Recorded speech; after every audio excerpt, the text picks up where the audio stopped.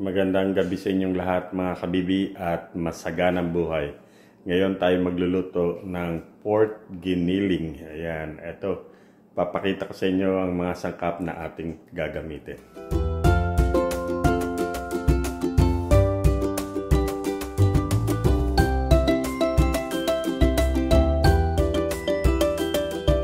So ito yung mga sangkap na ating gagamitin at lalapit ko sa camera. Ito, meron tayong kamatis. Okay. Bell pepper. Kulay red yung ginamit ko. Gamit tayo ng onion. Tapos ito yung potato o patatas.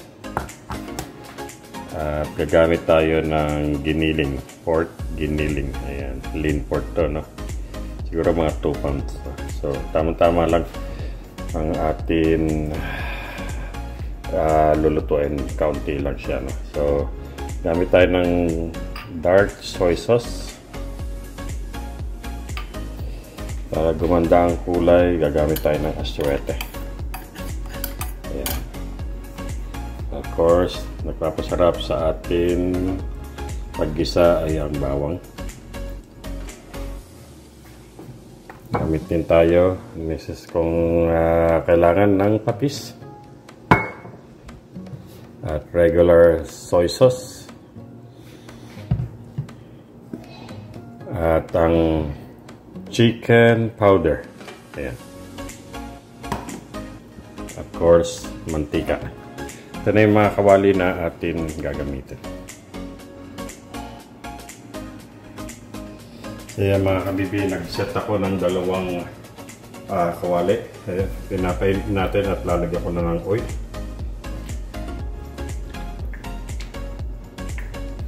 Oil din dito sa kabila. So, ang gagawin ko rito, sa isang kawali nito, dito natin papalambutin yung karne, no? Initin ko lang yung kawali.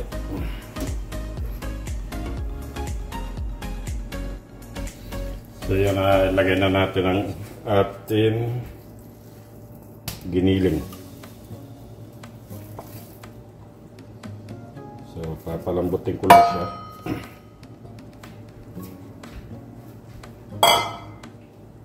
Tapos sasabay ko na rin itong patatas dito sa kabilang kawali.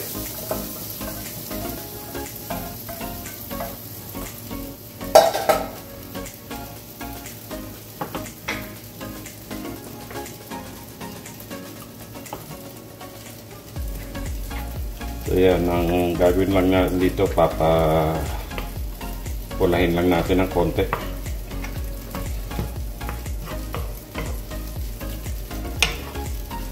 At saka itong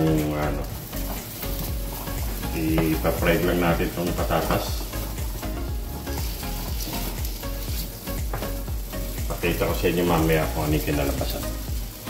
Okay, yan mga kabibi, pinakita ko sa inyo na kung paano niluto ang karne. Ito, okay na itong pagkaano nito, no? Kasi natin sa lumiit masyado. Tapos ang ating patatas. Ayan, nakaprito na rin. So ready na tayo maggisa. Nakita ko na sa inyo kung paano natin pagsasama-samahin at igigisa ang bawang, sibuyas, kamatis at the rest na ingredients. Kaya mga kabibi, tinanggal na natin. Binalik ulit dito sa lalagyan na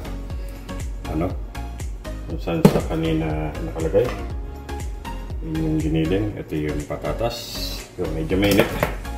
Yan, lagyan natin to ng oil. At magigisa na tayo. So, unahin natin ang bawang. Mainit na siya. Yan.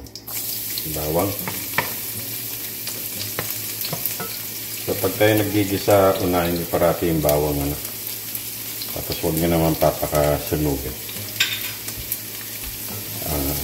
Ang tama lang sa yung golden brown. Pag naman hindi pa masyado niluto, hindi rin maganda sa... So sabay na natin ng sibuyas.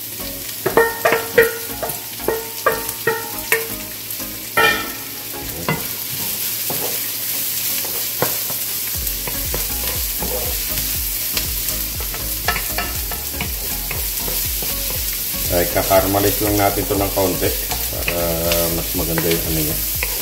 Kasi susunod na natin yung kamatis. Tapos gagawin natin siya parang sarsa. Mas talaga natin yung kamatis ano. Siguro okay na to. Ayan, lagyan natin yung kamatis.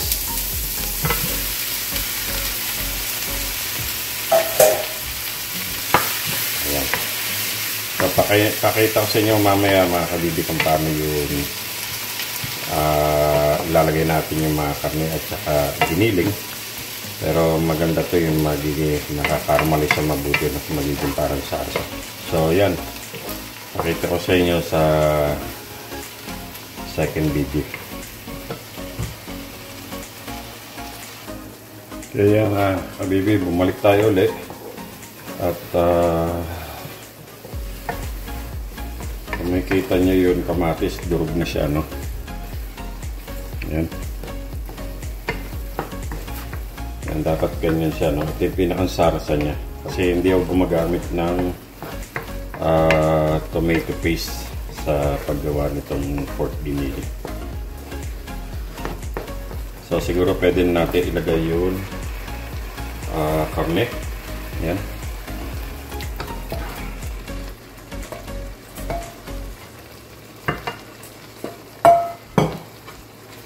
Ganyan lang siya ng konting halo.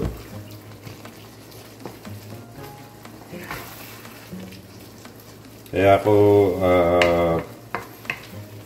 sineparate yung luto ng karne para hindi siya ma-overcook, no? Kasi kundi madudurog siya. Tsaka yun ang daway ko lutuin yung pork giniling. Anyway, lagyan natin siya ng dark soy sauce para mas bits ang kulay.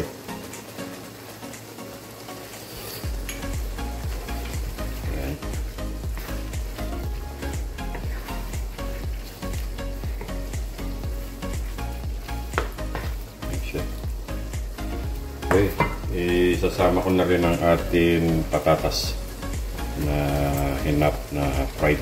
Yan. Ayan, diba?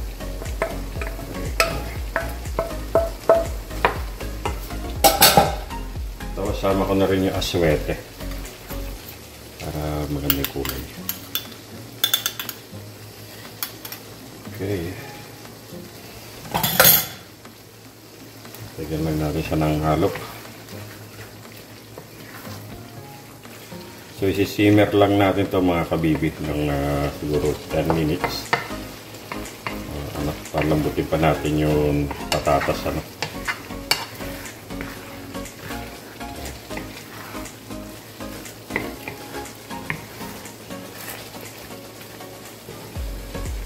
Lagyan na rin natin siya ng pampalasa. Chicken broth. Isa ng isang kutsara. Okay. Tapos lagyan ko na rin siya ng regular soy sauce.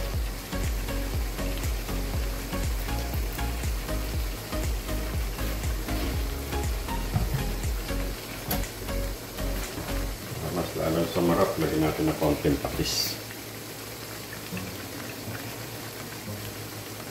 Okay. Konting halo lang. Okay na to.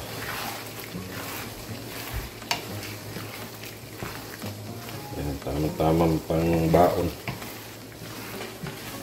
Very simple lang lutuin, ano.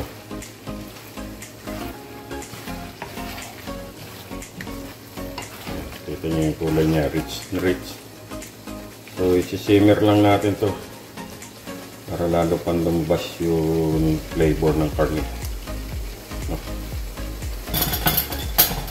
ang uli natin ilalagay itong bell pepper red para magkulay siya.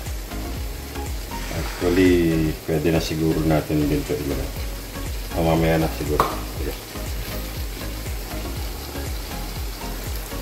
Ayan mga kabibi, i-add na rin natin ang ating red bell pepper.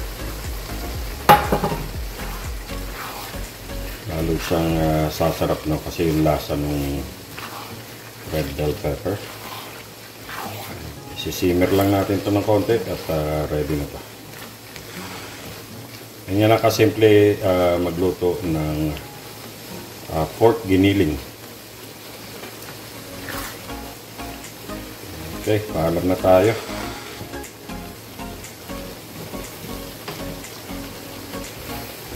Lagyan ko lang ng konting sa camera.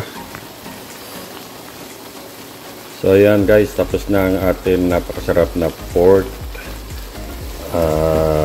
giniling. Rich na rich ang kulay niya. Tamang-tama ang lasa. Ayan guys, magpapaalam na inyong kabibi. Again, thank you so much for watching my in-upload na dalawang niluto ng inyong kabibi. Yung kare-kare at saka yung udong noodles with beef. Ayan. So, ito yung niluto natin ngayon ay pork giniling. Napakasarap yan sa pambaon. Again, ito yung kabibi. Cook with me. Kabibi, halika, magluluto tayo ng napakaraming mga pagkain Pilipino. Dito yan sa Kusina sa Gazebo. Another aloha, mahalo. Mahal ko kayong lahat. Kita-kita tayo ulit sa next video. Bye for now. God bless you all.